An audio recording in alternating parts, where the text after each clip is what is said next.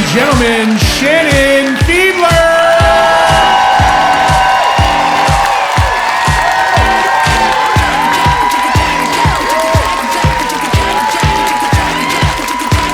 What's up, Stamford?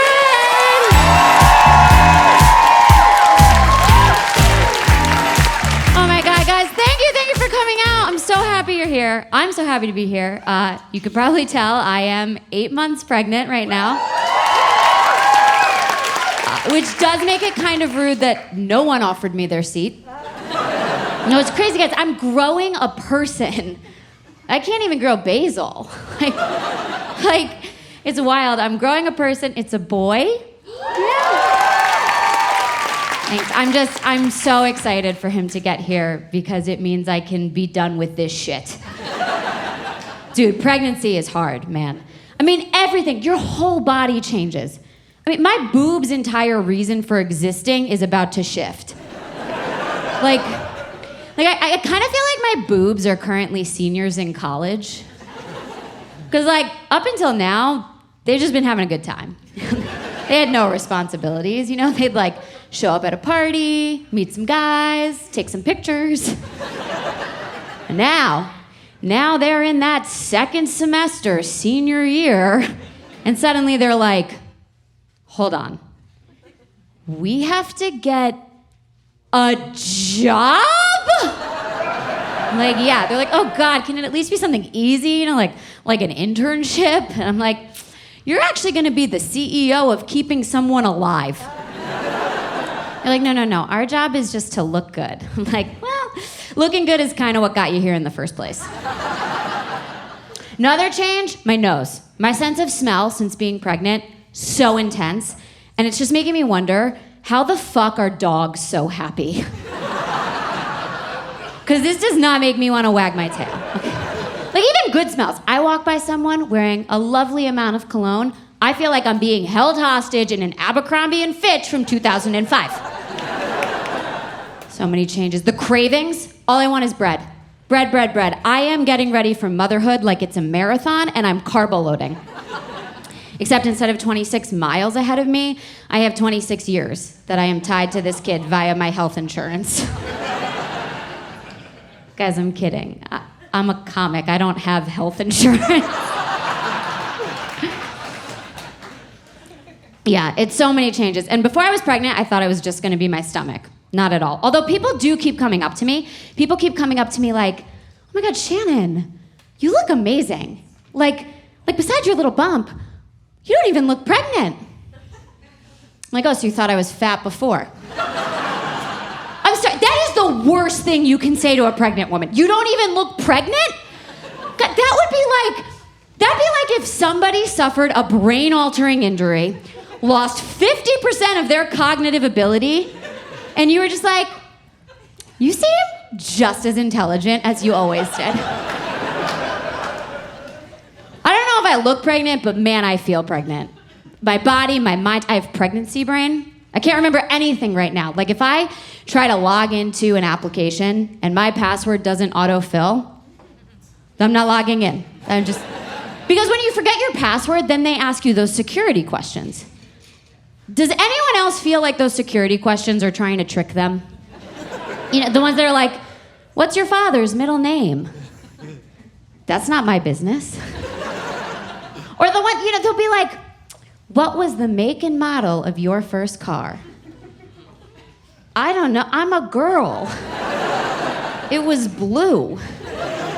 But then they'll throw you with this one. They'll be like, who was your best friend in high school? That's a very subjective question, Gmail.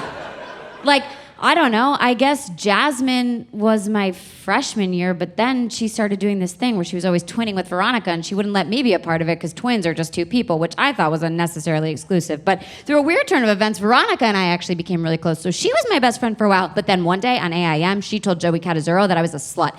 Now, obviously, that got back to me, so I stopped hanging out with her altogether and spending time with this girl, Penelope, who I knew from theater, and she was great, and we were so tight and so close, but then at the prom, she made out with my ex-boyfriend. So I guess Jasmine? Gmail's like, that answer does not match our records. Because I freaking left caps lock on. It's a lot, man. It's a lot to be pregnant. It's hard, and I have to say, I'm very lucky, though, because my husband has been really great throughout the whole thing, you know? Yeah, thank you. Yeah, he's been supporting me and taking care of me, and it's not enough. No, pregnancy is the ultimate group project where one person does all of the work. Like, my husband showed up, he brought his markers, and now I'm out here, I'm creating the poster, knowing full well when we hand it in, I will have poster depression. I am coming up with the presentation, I'm delivering it flawlessly. And then the teacher hands us back the poster and is like, you both get an A.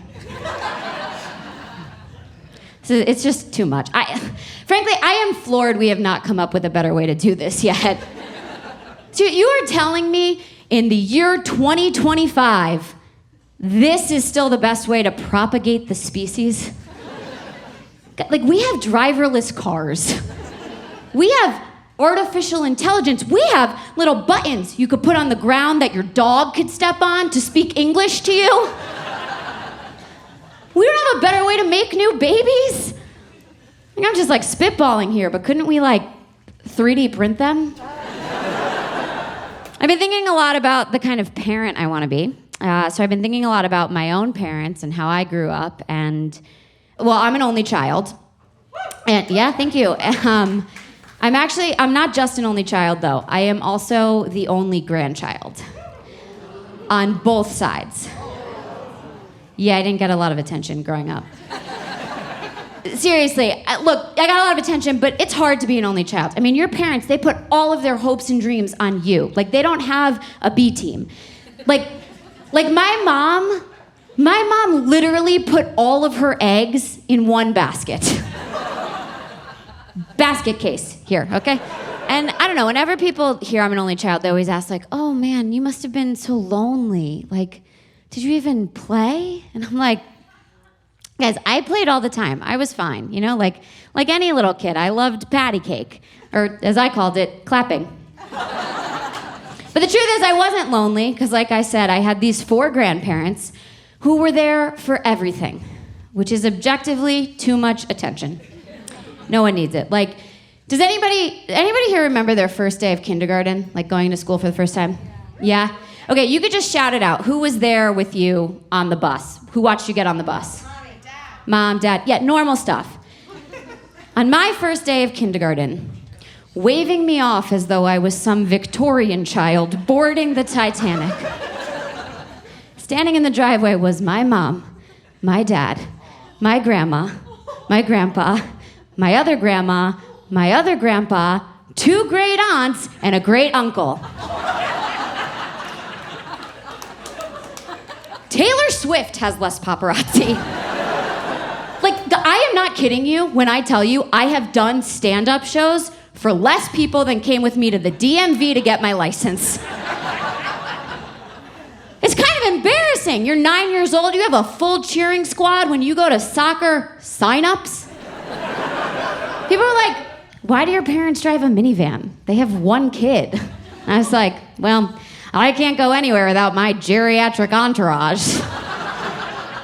People thought my parents worked for the local nursing home. As like the drivers. Every once in a while, like a rogue octogenarian would just like get in my dad's car and be like, can we go to the orthopedic? And we'd be like, sure. But it was actually very sweet. I mean, my grandparents, they never missed a milestone. It was so nice. They were there when I was taking my first steps or when I was graduating high school. It was like a little weird when I was losing my virginity. I mean, not for me. I was used to it. The guy was like, who are these old people? I was like, don't worry about them. You know, they're just gonna come here, take a couple pictures, put them in the scrapbook. When we're done, we can all talk about our triglycerides. No, but I liked my childhood. As an only child, I'm very close with my parents. But the thing is, they parent very differently. Like my dad My dad thinks I can do nothing wrong, you know? Like I could literally be standing over a dead body, holding the bloody knife, and my dad would be like, "She didn't do it!" And my mom would be like, "She didn't do it right!" I swear to God, I could murder someone, my mom would criticize every step of the process. She'd be like, "Really, Shannon? That's the knife you used? Have I taught you nothing? Serrated is for bagels, not for homicide." We'd get to the precinct, my dad would be like, "She's innocent, we need bail." My mom would be like, "Let me see your mugshot. This is not a good picture of you. Okay? You know this is your bad side, and also, could you smile with your mouth open, please, okay? I did not pay the orthodontist thousands of dollars for you to smile with your mouth closed." And that's just mothers and daughters. Because I swear, my mom and I, we are very close. I call my mom every day. Every day. Anybody else here? Yeah. I call my mom every day, multiple times a day, and I thought everyone did this, and then I married a man. And I don't think my husband has called his mom in this calendar year. No, I swear to God, I talk to my mother-in-law more than he does. I called her the other day, and I casually was like, "Well, you know, because Pat's going to Florida tomorrow." And she goes, "Oh, he is? He didn't tell me that." I was like, "Pat, you didn't tell your mom you were going to Florida? I tell my mom when I'm going from the bedroom to the living room." Also, if you go to Florida and you don't tell your mom, who's gonna tell you what you're supposed to pack? But the thing is, they're very close. He loves his mother, they have a great relationship. I just don't think boys call their mom. And like I said, I am having a son. Yeah. No, it's fine. I've already come to terms with the fact that someday this kid, he's never gonna call me. In fact, I'll be surprised if he even saves my number in his phone. Seriously, I'm gonna be like some girl he's trying to ghost. I'm gonna be texting him "Hey, haven't seen you in a while. How's everything going?" And it'll pop up on his phone "Maybe mom, Hinge."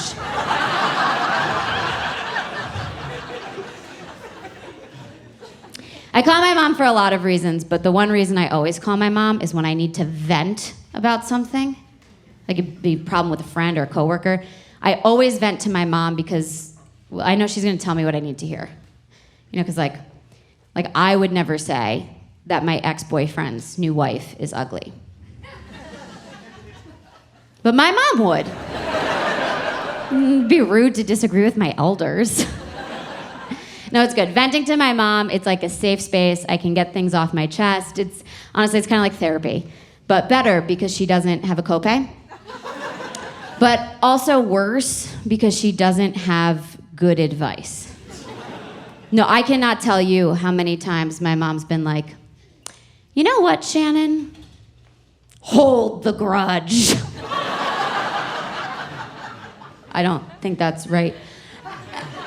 And it's hard for me because I take her advice because we are so similar in so many ways, but in this way, we are complete opposites. Because I, by nature, am a very forgiving person, and my mom is Italian. She doesn't forgive and forget. She resents and remembers.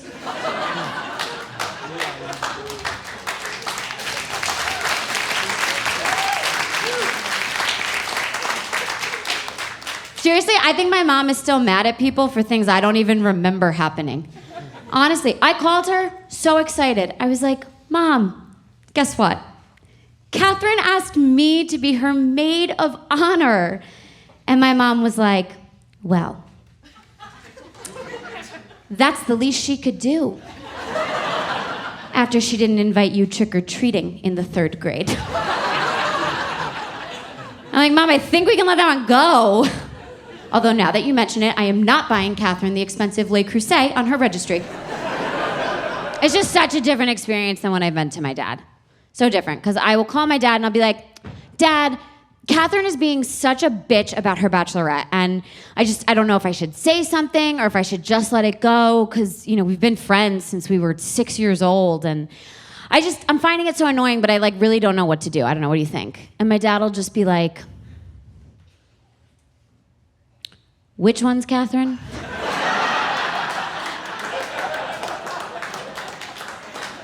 I'm like, Catherine, my best friend. You drove her to school for 14 years. She came on vacation with us twice. You donated her a kidney. And my dad's like, oh, Catherine. She's the blonde one? This is why whenever I need to vent, I always call my mom first. And if I can't get in touch with her, then I'll try my dad. If I can't get in touch with him, I'll try a couple friends. And then worst case scenario, I have to vent to my husband. And this is absolutely the worst case scenario because I will go to this man. I will be sad. I will be hurting. I will be upset. And this fucking asshole has the audacity to offer me an actionable and viable solution?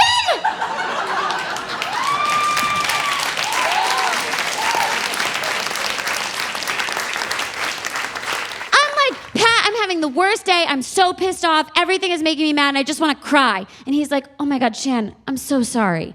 Have you tried going for a walk? I'm like, no, have you tried going to hell? Because here's the thing, I don't want advice, okay? I want to be kissed on the forehead and told I'm a princess, you know? But even if I did want advice, which I don't, if I did want advice, wouldn't ask him. Because here's the thing, my husband, he's a very smart man, but he cannot help me in these situations because he has a boy brain. And it's not helpful. Because I could say to him, I could be like, oh my God, Pat, I'm like really nervous. And he would be like, oh my God, Shan, don't be. Oh my God, why didn't I think of that one? Don't be, oh babe, that is so smart. Here, let me just turn my emotions off like they're a fucking desk lamp. Like, don't be. Are you kidding me? And here's the thing. This is what this implies to me. This implies to me that my don't be husband can actually do that. Okay? That he can just be sitting there, experience a feeling on the spectrum of human emotion, and just be like, nah. Skip ad.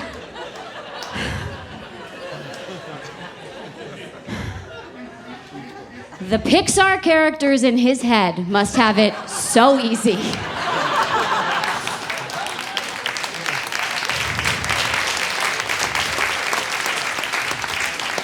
Mine? Mine are overworked. They're underpaid. I don't even think they're in a Pixar movie. They are in like a Christopher Nolan film. It is Oppenheimer up here. It's dark, it's complex, things are blowing up, and we are spending 3 hours obsessing on things that could have taken a lot less time. Thank you.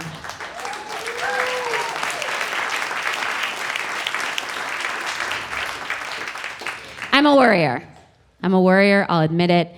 And I get that that could be hard for my husband because he is not an overthinker. In fact, sometimes I even wonder if he's a thinker. Because, like, okay, we went on vacation the other week. We were going away for 3 days. 3 days. This man packed 1 shirt and 7 pairs of pants. That's the wrong number of everything. I was like, babe, what are you packing for? Like all bottoms, no tops? You know, just Mickey Mouse it all weekend? I mean, it could have been worse. He could have been planning to Pooh Bear it.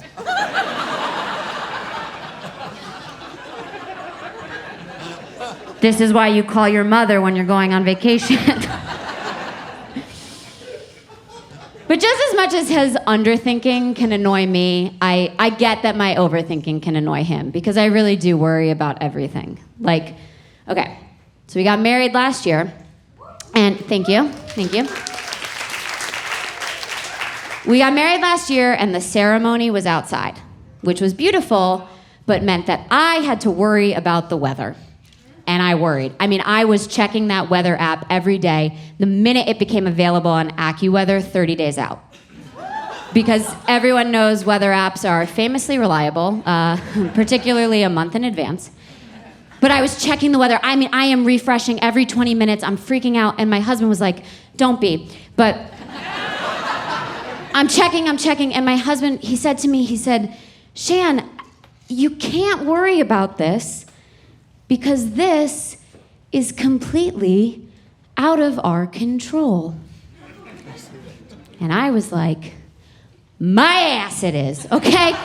I was like, I am doing everything in my power to get good weather for this wedding, okay? So I start looking up all of the old wives' tales and the superstitions to try and do everything. So I called my friend Charlie. He's from the South. And I was like, Charlie, what am I gonna do? And he was like, well, in Alabama, we bury the bourbon in the ground. And I was like, great. So I got the Woodford Reserve, put it in a hole. Then I talked to my friend Alicia, and she told me that apparently if you put a broom in a tree, that means there's gonna be good weather. So I was like, great, but I don't own a broom, so I grabbed the Swiffer. And then, at the time, I lived in New York City, so we don't have trees, so I put it in the houseplant, and I was like, close enough. Then we got to my parents' house, because we were getting married near where they live, and like I said, we're Italian, and our wives' tale is if you want good weather, you put rosary beads in the window because they will stave off the rain, which is airtight logic. So I came home, and I said, Mom, I want a rosary bead in every single window. And she was like, done. And then my dad came home, and he was like, are we having an exorcism?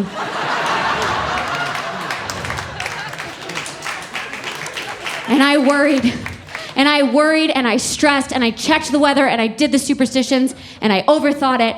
And then the day of our wedding came, and it was genuinely the most beautiful day of the summer. Thank you. It was genuinely so beautiful, and afterwards, we're sitting there, newlywed bliss. My husband, he puts his arm around me, and he just goes, see, Shan? All that worrying for nothing. Are you fucking kidding me?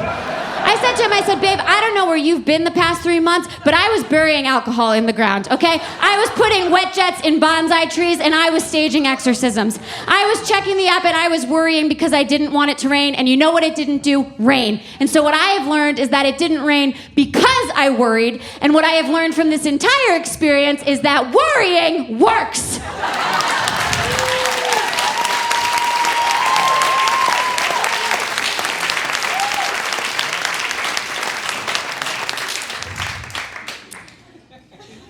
He did not like that as much as you guys did.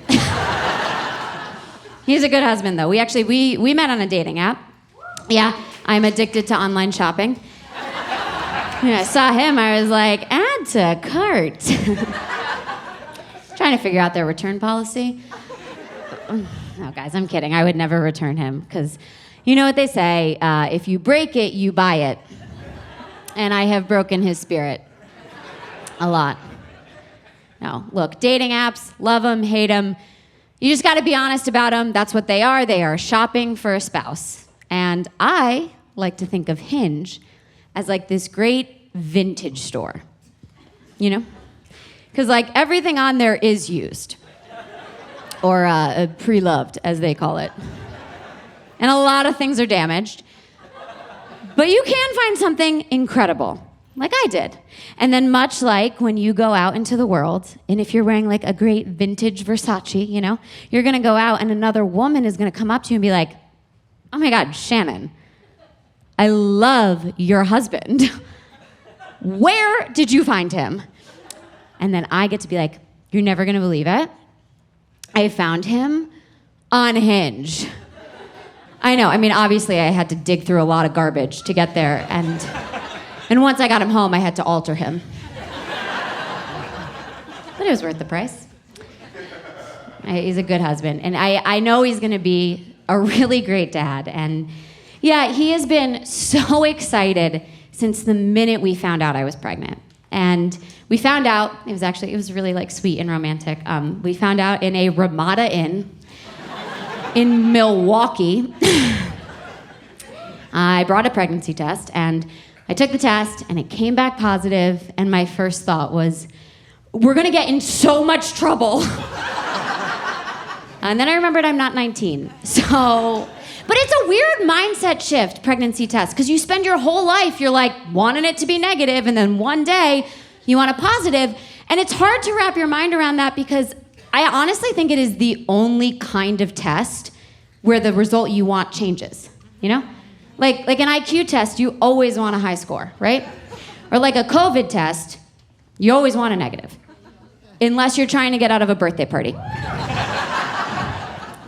Pregnancy tests, they change. Like, a positive pregnancy test is kind of like getting socks for Christmas.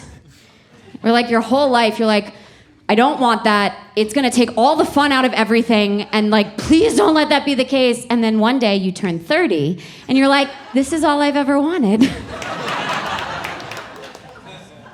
So we took the test, it came back positive. We were so excited, so happy, and I go to throw it out, and my husband goes, wait, Shannon, no!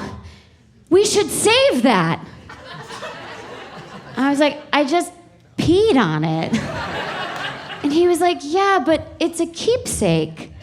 And I was like, yeah, but it's a urine sample. Does this not gross anybody else out? Like, right, like I am constantly seeing couples announce their pregnancy on Instagram with the test. You know, they're like hugging, they're kissing, they're waving the stick around, and I'm just like, wash your hands! This is how Ebola is spread. It's like a video, and like the dog is jumping up, and they're like, Fido is so excited to be a big brother. And I'm like, no, Fido smells that somebody just marked their territory, and now he would like a turn. As soon as we found out I was pregnant, we started thinking about baby names. And something you don't realize until you're trying to name a baby is how many people you hate. It's crazy. Like, look, I knew I wasn't gonna name this kid after like a bad boss or like an ex-boyfriend. Amazing to me how many other names are off limits. Like my husband was like, what do you think of Declan? I was like, I could never. Because I went to middle school with a Declan, and he was the kid with the rolly backpack. I cannot pin that legacy on our child. It's crazy. Every name you hear, you have an association. Like, you, sir, what's your name? Luke? Like Luke, I am your father. Like, he doesn't have a hand, is a jet? No, absolutely not. Okay. And your name? Kevin? Like the bird from Up? I'm not gonna name my son that. And finally, let's see, sir, what's your name? David? Too biblical. Okay. Look, if you are interested in having kids ever, if you think you're gonna get pregnant and you're gonna have to name a child, may I suggest you stop meeting people? Become a hermit, it's worth it. So we've been tracking the pregnancy, 8 months, and I've been tracking it through one of those apps. And if you've been pregnant recently or know someone, you probably know what they are, but like every week they tell you how far along you are, how the baby's developing, and then their sort of like marquee feature is they tell you how big baby is by comparing him to a fruit or a vegetable, which has to be the least useful unit of measurement possible. First of all, this assumes I know what size a jicama is. Second of all, even if I do know the crop, fruit and vegetables aren't like one size fits all. Like the app will be like, this week, baby is a strawberry. What size strawberry? Because anyone who has ever bought a carton of Driscoll's knows you get those strawberries, and some of them are little tiny baby big-sized berries, and some of them have clearly been roiding up on HGH and are the size of a lacrosse ball. So which one's baby? You know what never changes sizes? Twinkies. Seriously, you tell me this kid's a Twinkie, I know what we're dealing with. You told me he was a flaming hot Cheeto? I could picture it. You tell me he's an olive? I have follow-up questions. Like, is he manzanilla? Is he calamata? Is he blue cheese stuffed? Because that like doubles the size. But they give you it through not junk food, but fruit and vegetables, and I looked ahead. I went to the end of the app, and it turns out that this little guy is gonna get to be the size of a watermelon.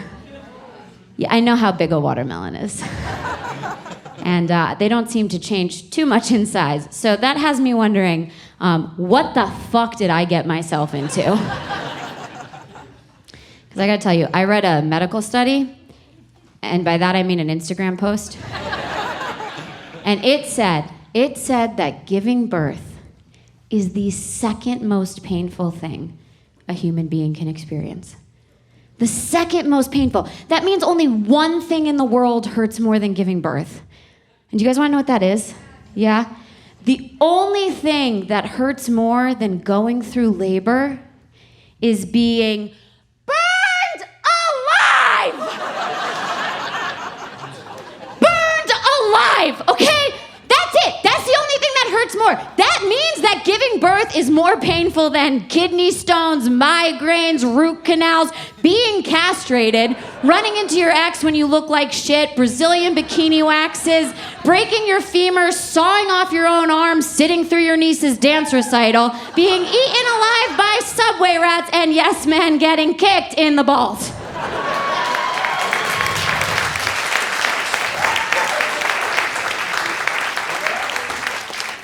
That's the pain scale. Scale of most painful things goes burned alive, giving birth to historically female-dominated fields. Dude, women are badass. I mean, can't you just imagine? It's like, it's the Salem witch trials, okay? Goody Proctor, she's up there. She's tied to the stake, she's engulfed in flames, and everyone's expecting her to yell out in agony. And while she's there on fire, she's just like, "'Tis not so painful. Methinks it feels not unlike giving birth to Jedediah Jr." And look, I know Salem is in Massachusetts and that was a British accent, but I need you to think of the time period, okay? Okay. I need you to think of the time period. You think Goody Proctor had a Boston accent? You think Goody Proctor is up here on the stake burning for her witchcraft, just like, honestly? Methinks the fire, 'tis nothing compared to labor. For with Jedediah Jr., that shit was a wicked pisser. You guys, thank you so much for coming out tonight. Thank you guys so much. I had the best time. Baby and I say thank you. I am Shannon Fiedler, and I'll see you next time.